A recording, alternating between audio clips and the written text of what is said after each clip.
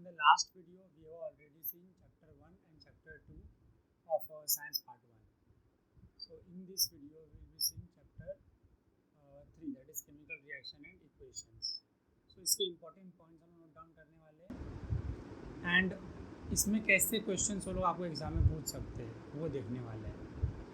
सो आपको करना है क्या, आपको ये वीडियो एंड तक देखना है एंड जो इस वीडियो के डिस्क्रिप्शन में आपको क्वेश्चन बैंक का लिंक दिया हुआ रहेगा, आपको वो डाउनलोड करना है एंड आपको वो सॉल्व करना है. एक बार आप वो क्वेश्चन बैंक डाउनलोड करके सॉल्व कर लेंगे ना, तो उससे आपको एक आइडिया मिलेगा कि क्वेश्चंस कैसे इस क्वेश्चन से इस चैप्टर से आ सकते हैं. Okay, so let's start with the important points and important topics from this chapter. Okay, so जो फर्स्ट इसमें इम्पॉर्टेंट टॉपिक आपको देके रखा हुआ है that is chemical reaction. So no doubt कि आपको केमिकल रिएक्शन का डेफिनेशन अच्छे से याद रहना चाहिए. So definition of chemical reaction is must from this particular topic. तो वो आपको एक तो याद रहना चाहिए एंड वो आपको टेक्स्ट बुक में दिया है और नेक्स्ट पेज पे दिया है, मैं मार्क कर दूंगा आगे. ओके, एंड ये पर्टिकुलर पेज पे ना आपको जो एक इम्पॉर्टेंट पॉइंट दे के रखा है वो है differentiate between physical change and chemical change. So physical change and chemical change का बीच का वो जो डिफ्रेंशिएशन आपको याद रहना चाहिए. तो इसमें आपको कोई ऐसा अलग से डिफ्रेंशिएशन नहीं दिया हुआ, बट आपको ये करने आना चाहिए. तो आपने पढ़ा भी रहेगा. वैसे केमिकल चेंज में क्या होता है, लाइक कोई भी अगर केमिकल चेंज होगा उसमें बॉन्ड फॉर्मेशन या फिर बॉन्ड ब्रेकिंग, तो ये दोनों में से कोई भी एक रहेगा. एंड फिजिकल चेंज में ये पर्टिकुलर जो थिंग रहता है वो एब्सेंट रहता है, मतलब बॉन्ड फॉर्मेशन और बॉन्ड ब्रेकिंग ये सब नहीं होता है फिजिकल चेंज में. ओके, सो ये आपको याद रखना है. एंड इसके बाद में ये आपको एक एक्टिविटी दे के रखी हुई है, तो no need to do this because ये एक्टिविटी तो आपको एग्ज़ाम में नहीं आने वाली है. ओके, तो ये हम लोग एक्टिविटी स्किप कर सकते हैं. देन यहाँ पे आपको देखो, यहाँ पे दे के रखा हुआ है chemical reaction is a process. Means ये डेफिनेशन है केमिकल रिएक्शन का. So chemical reaction is a process in which some substance undergo bond breaking and are transformed into new substance by formation of new bonds. So ये आपको एक definition याद रखना है of chemical reaction. Okay, and similarly you have to remember definition of reactant. The substance taking part in chemical reaction are called reactant, and the substance which are formed as a result of chemical reaction by formation of new bond are called products. तो ये आपको इतना याद रखना है. So इसमें 3 definition हो गए, एक तो chemical reaction, second one reactant and third one is product. तो आपको ये इंपॉर्टेंट पॉइंट इतना आपको याद रखना है. So moving on to next part. So chemical equation अभी आपको ये कुछ एग्जांपल्स दे के रखा हुआ है. ओके, एंड आपको ये दोनों फॉर्म में दे के रखा हुआ है. एक तो इसका आपको वर्ड इक्वेशन दे के रखा हुआ है एंड दूसरा बाय यूजिंग केमिकल फार्मूले, मीन्स मॉलिक्यूलर फार्मूले दे के रखे हुए, उस फॉर्म में आपको दे के रखा है केमिकल इक्वेशन. सो दोनों केसेस आपको पता होने चाहिए. एंड ये आपको एक देखो छोटा सा डेफिनेशन भी दे के रखा हुआ है. Simple way of representing a chemical reaction in words is called a word equation. So ये आपको इसमें याद रहना चाहिए. So ये पर्टिकुलर टॉपिक में से इतना इम्पोर्टेंट है. एंड वैसे तो ये रिएक्शन आपको एज इट इज़ तो एग्ज़ाम में नहीं पूछेंगे, बट ऐसे कोई रिएक्शन आपको दे सकते हैं एंड कहीं पर डैश देंगे, मीन्स फिलअप करने के लिए आपको दे सकते हैं. एंड उसके लिए 4 ऑप्शन दिया रहेगा आपको. लाइक फॉर एग्जांपल यहाँ पे देंगे CuSO4 + Zn. Okay, and will give me what, so will give us and बाद में एक डैश दिया रहेगा एंड प्लस CU लिखा रहेगा. एंड ये डैश के लिए आपको 4 ऑप्शन दिया रहेगा. 4 ऑप्शन में क्या हो सकता है, ZnSO4, CuSO4, Zn and only SO4, ऐसा कुछ तो आपको 4 ऑप्शन अलग अलग बना के दे देंगे. सो ऐसा आ सकता है क्वेश्चन, या फिर और भी वो लोग इसको यही रिएक्शन को अलग अलग फॉर्म में वो लोग प्रेजेंट करके क्वेश्चन बना सकते हैं आपको. सो इतना ऐसा क्वेश्चन तो बनाने का ज़्यादा चांस तो है नहीं, बिकॉज सारे रिएक्शन के ऊपर ऐसा क्वेश्चन नहीं पूछेंगे वो लोग. हाँ, कुछ बेसिक से रिएक्शन होते हैं, ये वाला एक बेसिक सा रिएक्शन है, इसके ऊपर आपको दे सकते हैं वो लोग. एंड इसमें इतना चांस नहीं है. आगे रहेगा एक जो बैलेंस केमिकल इक्वेशन जब भी आएगा वो टॉपिक में आपको चांस है आने का, बिकॉज वो केस में सिर्फ बैलेंसिंग रहता है, तो वो लोग बैलेंसिंग के ऊपर पूछ सकते हैं, बट इसमें से इतना चांस नहीं बनता है. ओके, तो इसमें इतना ही था. Then writing a chemical equation. Okay, so writing a chemical equation में आपको ये स्टेप्स पता होने चाहिए कि हम लोग केमिकल इक्वेशन कैसा लिखते हैं. लाइक आपने पढ़ा था कि देखो यहाँ पे दे के रखा हुआ है important points. reactant are written on left hand side, okay, product on right hand side, arrow heading toward the product is drawn in between reactant and product, okay, एक ये हो गया, and arrow indicate direction of reaction. तो एक बार आप ये go through कर लेंगे तो आपको इंपॉर्टेंट पॉइंट्स इसमें से याद रह जाने वाले हैं। एंड वो arrow pointing upward, arrow pointing downwards, what they indicate, तो वो भी आपको याद रखना है। तो ये आपको इसमें से छोटे छोटे बेसिक से पॉइंट आपको याद रखने हैं। देन एंड ये आपको ये अप टू 5th 6th जो भी आपको देके रखा होगा अप टू 6 पॉइंट तक आपको एक बार गो थ्रू कर लेना है। इसमें से जो इंपॉर्टेंट आपको लग रहा है मीन्स ये आपको देके क्या रखा है बेसिकली कि केमिकल इक्वेशन में लिखते कैसे, तो उसके लिए स्टेप्स दे के रखे हुए वो लोग ने। तो बस ये जनरल आपको जो दे के रखा है आपको वो याद रखना है, ओके। एंड इसमें आपको बहुत सारे वो लोग ने एग्जांपल्स दे के रखे हैं, तो सारे एग्जांपल्स तो यहाँ पे इंपॉर्टेंट नहीं है, बट हाँ ये वाला एक एग्जांपल इसमें इंपॉर्टेंट बनता है बिकॉज इसमें कैटलिस्ट दिया हुआ है। सो लाइक फॉर एग्जांपल वो लोग एग्ज़ाम में आपको ये पूरा एग्जांपल दे देंगे लिख के, एंड ये एरो के नीचे यहाँ पे डैश कर सकते हैं और यहाँ पे बॉक्स कर देंगे, एंड देन 4 ऑप्शन दे देंगे। लाइक यहाँ पे निकल जो कैटलिस्ट है तो उसके लिए आपको एक करेक्ट ऑप्शन रहेगा निकल, एंड बाकी और कोई भी 3 ऑप्शन वो लोग डमी वाले दे देंगे आपको, मीन्स वो इनकरेक्ट रहेंगे। तो ऐसा कुछ तो बना सकते हो वो लोग, ओके। तो ऐसे क्वेश्चन आने के चांसेस है। देन ये एक एक्टिविटी है, सो इसमें से कुछ करने की ज़रूरत नहीं है। Then moving on to next part that is balancing. तो बैलेंसिंग तो आपने थ्योरी में किया रहेगा, तो आपको बस वो याद रखना है बिकॉज अगर इसमें से कोई क्वेश्चन देंगे वो लोग न्यूमेरिकल वाले जैसे मतलब सॉल्व करने वाले देंगे अगर, तो क्या कर सकते हैं वो लोग आपको एक इक्वेशन दिया रहेगा सिंपल सा, मीन्स जिसको हम लोग 2-3 स्टेप में उसको बैलेंसिंग टोटली कर सकते हैं। तो ऐसा कोई तो आपको केमिकल इक्वेशन दिया रहेगा, एंड बाद में बोलेंगे कि the balance form of the given chemical equation will be, and आपको 4 अलग अलग ऑप्शन दिया रहेगा, उसमें से एक करेक्ट रहेगा एंड 3 इनकरेक्ट रहेगा। सो ऐसा कुछ तो क्वेश्चन आ सकता है इसमें से। जहाँ तक बात रही थियोरी की, तो थियोरी वाले कैसे इसमें से क्वेश्चन आएंगे वो भी आपको बता देता हूँ मैं। सो जो थियोरी वाले क्वेश्चन रहेंगे वो कैसे हो सकते हैं, लाइक फॉर एग्जांपल, हाँ, it is convenient to start balancing an equation from the compound which contains the dash number of atoms, maximum number of atoms, minimum number of atoms, ऐसा कुछ तो आपको दिया रहेगा ऑप्शंस में, तो आपको ये याद रखना है, ओके।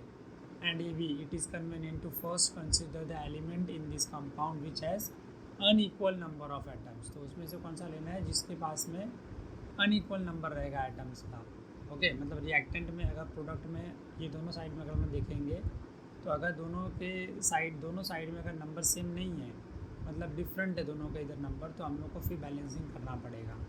तो वो लोग बता रहे हैं कि कैसे हम आइडेंटिफाई करेंगे कि स्टार्ट कहाँ से करना है, कौन सा स्टेप लेना है, तो वो लोग ने दिया हुआ है। तो ऐसा भी आपको थ्योरी में डायरेक्ट पूछ सकते हैं वो लोग, ओके। एंड जो स्टेप 4 हो तो दिया हुआ write down the final balance equation again, तो वो तो सिंपल सा है, उसके ऊपर कोई थ्योरी क्वेश्चन नहीं बनेगा।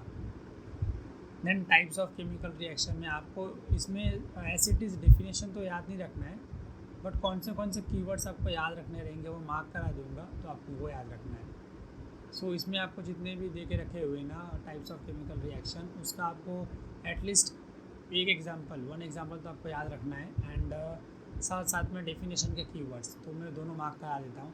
एग्जांपल तो आप कोई भी पढ़ सकते हो, तो एग्जांपल में मार्क नहीं करा रहा हूँ बिकॉज कोई भी एग्जांपल आप पढ़ोगे करेक्ट ही रहेगा, बट जो कीवर्ड रहेगा वो मैं आपको मार्क करा दे रहा हूँ। लाइक फॉर एग्जांपल जो फर्स्ट दे के रखा है आपको वो कॉम्बिनेशन रिएक्शन दे के रखा है। So in case of combination reaction जो दो कीवर्ड इंपॉर्टेंट है वो कौन से देखो यहाँ पे दे के रखा है आपको 2 or more reactant combine to form single product, बस इतना इंपॉर्टेंट है आपको। Then that particular reaction will be called as combination reaction. So एक ये हो गया। सो कॉम्बिनेशन रिएक्शन यहाँ पे ओवर, बस इतना ही पढ़ना था हम लोग को। एंड कोई भी एग्जांपल आप याद रखें because example as it is तो लोग पूछेंगे नहीं, एंड अगर पूछेंगे भी तो इतना हार्ड एग्जांपल नहीं रहेगा।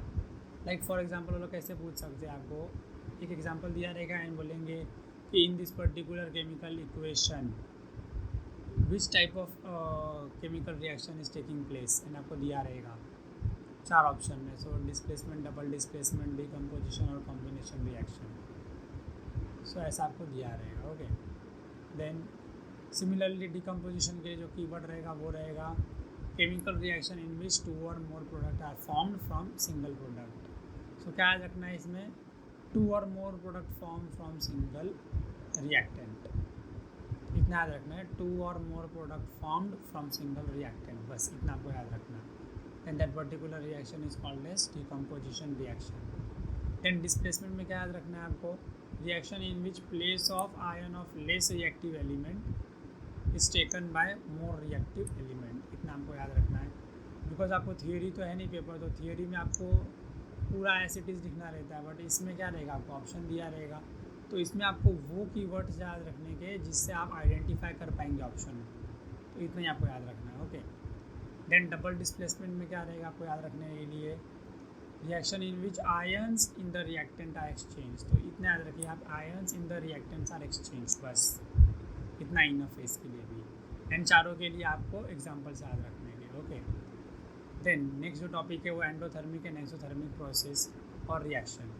तो इसमें आपको करना क्या है ना, आप प्रोसेस एंड रिएक्शन में पहला डिफरेंस आपको पता वैसे है ही, आपने देखा है पहले भी, तो आप वो फिर से आप वो एक बार देख लेंगे। इसमें पर्टिकुलर ये एंडोथर्मिक एंड एक्सोथर्मिक के लिए तो आपको ज़्यादा अच्छा रहेगा।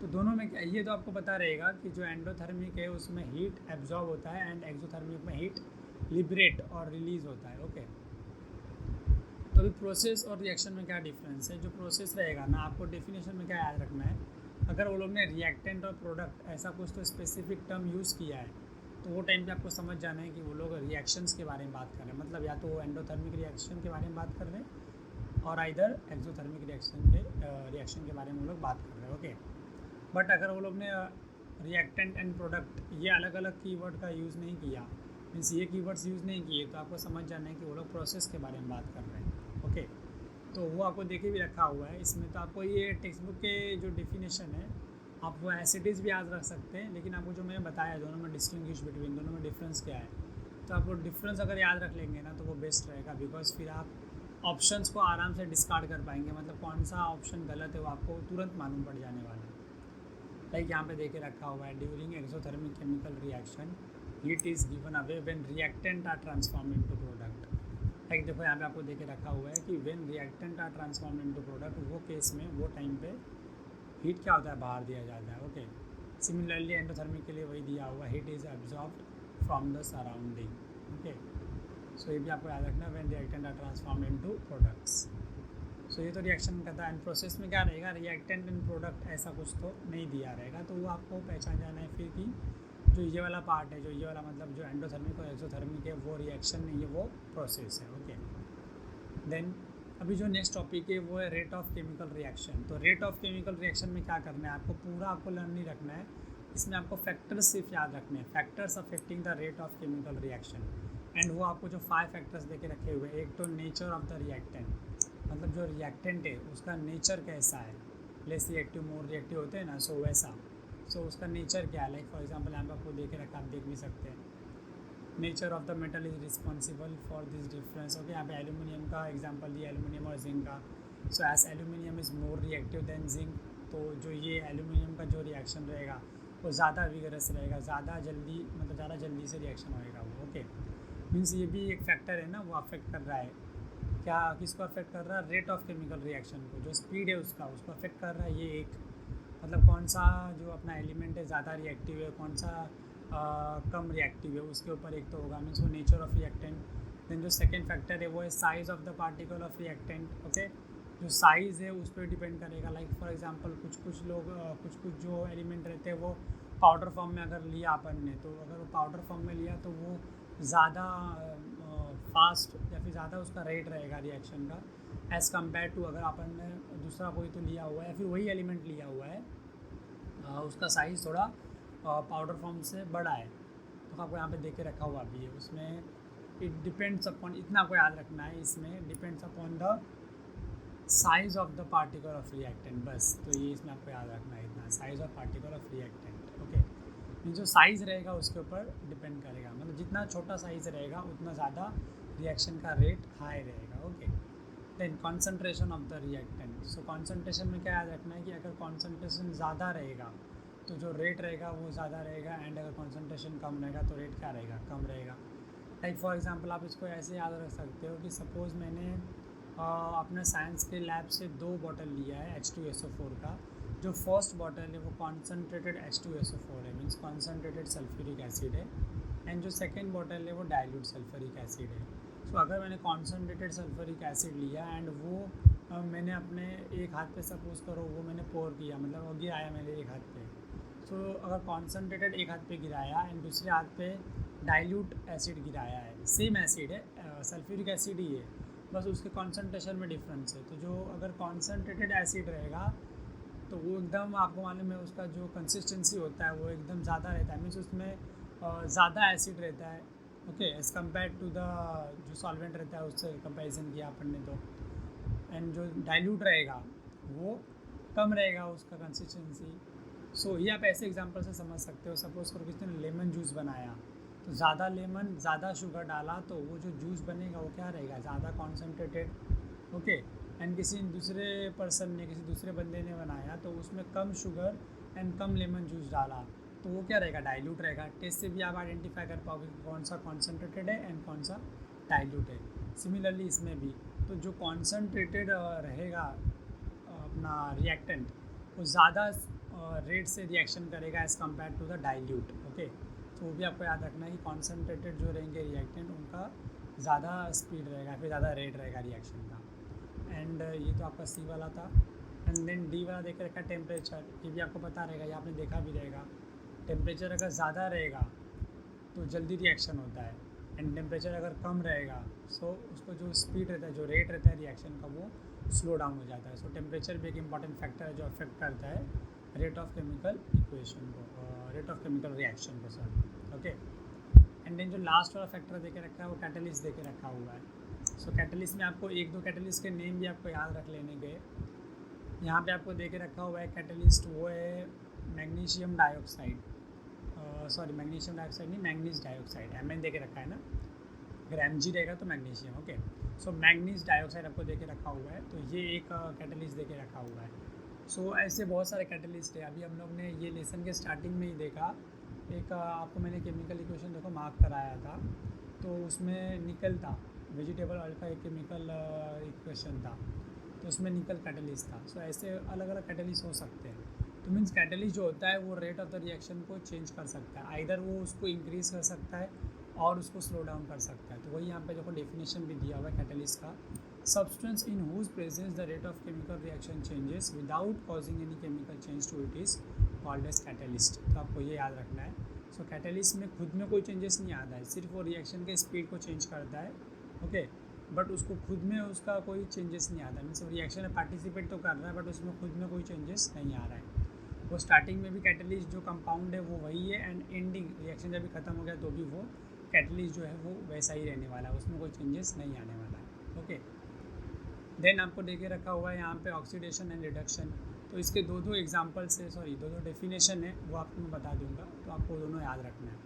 So the chemical reaction in which a reactant combines with oxygen और लूजेज हाइड्रोजन। सो एक तो आपको डेफिनेशन यहाँ पे देके रखा हुआ है ऑक्सीडेशन का, सो इन मार्क कर दे रहा हूँ। Reaction in which reactant combines with oxygen और loses hydrogen is called oxidation reaction, ये एक हो गया, ओके। एंड देन जो आपको दूसरा देके रखा हुआ है वो रिडक्शन का देके रखा हुआ है। तो रिडक्शन का आपको अलग से याद रखने की ज़रूरत नहीं है, आपको इसमें ही थोड़े से माइनर चेंजेस कर लेने के। रिएक्शन इन विच लाइक कैसा करेंगे आप वो देखिए, रिएक्शन इन विच और रिएक्टेंट कंबाइंस विद हाइड्रोजन और लूजेस ऑक्सीजन, ओके। इसका वाइस से वर्सा, इसका अपोजिट है, तो आपको वो याद रखने का है रिडक्शन रिएक्शन के लिए, ओके। एंड जो सेकेंड वाला इसका डेफिनेशन है, जो मैंने आपको पहले ही बोला था कि इसके दो डेफिनेशन बताऊंगा मैं आपको। तो सेकेंड वाला डेफिनेशन वो लोग ने ऑलरेडी हाईलाइट करके नहीं रखा हुआ है, तो आपको हाईलाइट कर लेना है। तो यहाँ पे देके रखा हुआ है oxidation means losing one or more electron, okay. And आपको अभी तो पता लग गया रहेगा कि हम लोग इस रिडक्शन का ही बना सकते हैं इसी से। क्या बनाएंगे रिडक्शन का definition, reduction means gaining one or more electron. सो आपको ये दोनों डेफिनेशन याद रखना है, बिकॉज अगर ऑक्सीडेशन एंड रिडक्शन का डेफिनेशन अगर आ रहा है आपको MCQ टाइप में, तो वो लोग ने क्या किया रहेगा, लाइक फॉर एग्जांपल यहाँ पे ऐसा देंगे वो लोग, ऑक्सीडेशन मीन्स एंड 4 ऑप्शन दिया रहेगा, losing one or more electron, gaining one or more electron, losing exactly 1 electron, gaining exactly 1 electron. So ऐसा कुछ तो आपको दिया रहेगा, तो उसमें से आपको करेक्ट ऑप्शन चूज़ करना है। तो अभी तो आपको पता है ये oxidation means losing one or more electron. तो ये अगर आपने पहले से याद रखा रहेगा तो आपको ईजी पढ़ने वाला है, मीन्स आपको ज़्यादा टाइम नहीं लगेगा। जो मैं इंपॉर्टेंट पॉइंट्स मार्क करा रहा हूँ, अगर आप ये पहले से मार्क करके रखे रहेंगे एंड अगर आप उसके अकॉर्डिंग प्रिपेयर करेंगे तो आपका जो प्रिपरेशन है, जो आपका रिवीजन है चैप्टर का, सो हर चैप्टर बहुत ही जल्दी आपका रिवाइज हो जाने वाला है। ओके, एंड देन एक डेफिनेशन है रेडॉक्स रिएक्शन का। सो रेडॉक्स रिएक्शन में हमको याद क्या रखना है, reduction and oxidation takes place simultaneously. एक वर्ड याद रखना है कि यहाँ पे देखो देखे रखा, oxidation and reduction reaction occur simultaneously. So ये डेफिनेशन देखे रखा है रेडॉक्स रिएक्शन का। सिमिलरली आप इसमें भी रिडॉक्स रिएक्शन में भी आप एक एग्जांपल याद रख ले, ज़्यादा अच्छा रहेगा, वो बेटर रहेगा आपके लिए।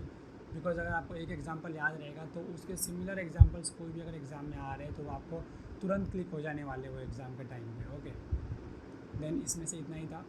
Then moving on to next part, that is corrosion. So corrosion ये आपको जो देके रखा हुआ है कोरोजन, एंड जो सेकेंड वन में भी देके रखा हुआ है रस्ट, वो भी देख लेते कहाँ पे दिया है। ये यहाँ पे देखो कोरोजन का आपको यहाँ पे देके रखा हुआ है एंड रस्ट का यहाँ पे। सो मैं मार्क कर दे रहा हूँ। Reddish coloured hydrated oxide is formed. So ये आपको ये फेरस के लिए देके रखा हुआ है। ओके, फेरस मीन्स आयन, आपको पता रहेगा। So it is called rust. So reddish coloured, इसमें आपको जो याद रखना है वो क्या याद रखना है, reddish coloured hydrated oxide is formed. So इतना याद रखना, reddish coloured hydrated oxide. So उसको हम लोग क्या बोलेंगे, रस्ट बोलेंगे। एंड जो सेकेंड वन देके रखा हुआ है वो कोरोजन देके रखा हुआ है, उसमें क्या याद रखना है, oxidation of metals take place. ये दोनों आपको याद रखना है। ओके, सो ये इंपॉर्टेंट पॉइंट है इसमें से। देन जो लास्ट वाला जो इसमें से टॉपिक है वो है रैंसिडिटी। सो रैंसिडिटी में आपको ये जो फर्स्ट लाइन जो देके रखा हुआ है वो इसका क्या है, डेफिनेशन है। तो आपको ये तो याद रखना ही है, when we use old left over cooking oil for making food stuff it is found to have foul order called rancidity. Okay, तो ये आपको याद रखना है। मीन्स अगर हम लोग old left over cooking oil use करते हैं कोई भी फूड स्टफ बनाने के लिए, मीन्स जो बचा हुआ रहता है ना ऑयल, तो अगर वो यूज़ करेंगे तो उसमें क्या आता है, एक फाउल स्मेल आता है। ऑर्डर मीन्स क्या होता है, ऑर्डर मीन्स स्मेल, तो फाउल स्मेल आएगा, बहुत ही ख़राब ऐसा स्मेल आने वाला है। तो वो केस में क्या बोलेंगे हम लोग, जो हमारा ऑयल है वो क्या हो जाएगा, रैंसिड हो जाएगा। एंड ये पूरे प्रोसेस को क्या बोलते हैं, रैंसिडिटी बोलते हैं हम लोग। ओके, तो आपको ये याद रखना है एक डेफिनेशन। एंड इसके लिए आपको इसका क्योर भी बताया हम लोग ने, मतलब कैसे हम लोग इससे बचा सकते हैं वो दिया हुआ है।